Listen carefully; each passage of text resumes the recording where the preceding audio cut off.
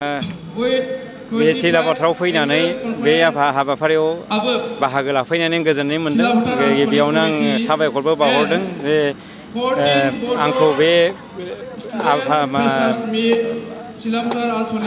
प्रग्रामाव आंखौ बाहागो लानो सुबिदा होनायनि थाखाय गिबियावनो फैनानै आं जेसेबां नुनानै आं गोजोननाय मोनदों। मानो होनबा हारि जौगानायनि लामायाव जोंनि मावनांगौ खामानि गोबां दङ। गतिके जेसेबां खामानि दा बे हाबाफारि लादों बे प्रग्रामनि गेजेरजों बे मोनफ्रोमबो हाबाफारियानो जोंनि थाखाय गोनांथि आरो बे हाबाफारिफोरा जोंनि उन जोलैखौ जोंनि बे बर' थुनलाइ आफाद बा बर' थुनलाइ सान बा बर' जाथिनि जौगानायनि बेलायाव बिथांमोननि मा खामानि बे खामानिखौ बिथांमोनखौ गोसोआव खोलैहोदों बा सिनाखि जाहोदों। बेनिखायनो बे प्रग्रामा जोंनि थाखाय जोबोर गोनांथि।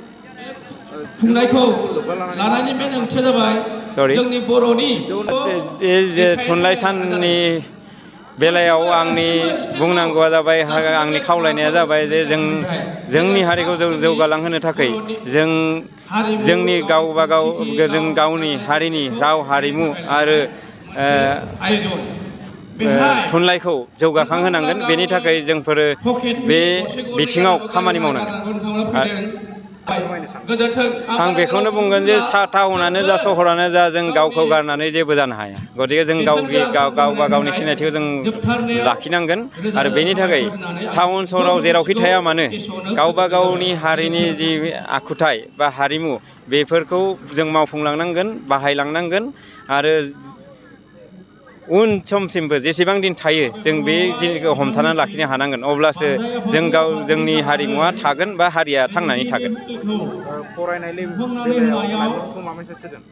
फरायनायनि बेलायाव बेखौनो बुंगोन जे रावनिबो बाथ्राखौ साननानै बा मालायनि उनाव खारफानानै लाब गैया। गावनि जिथु इन्टारेस्ट, जेराव प्रसपेक्ट गावनि टेलेन्ट हिसाबै दङ बेखौ जों सिनायनांगोन। फार्स्ट माने गावनि जिथु गोहो बेखौ सिनायनानै जि बिथिङाव इन्टारेस्ट दङ बे बिथिङाव एडुकेसन लानानै गावखौ दावगालांहोनांगोन।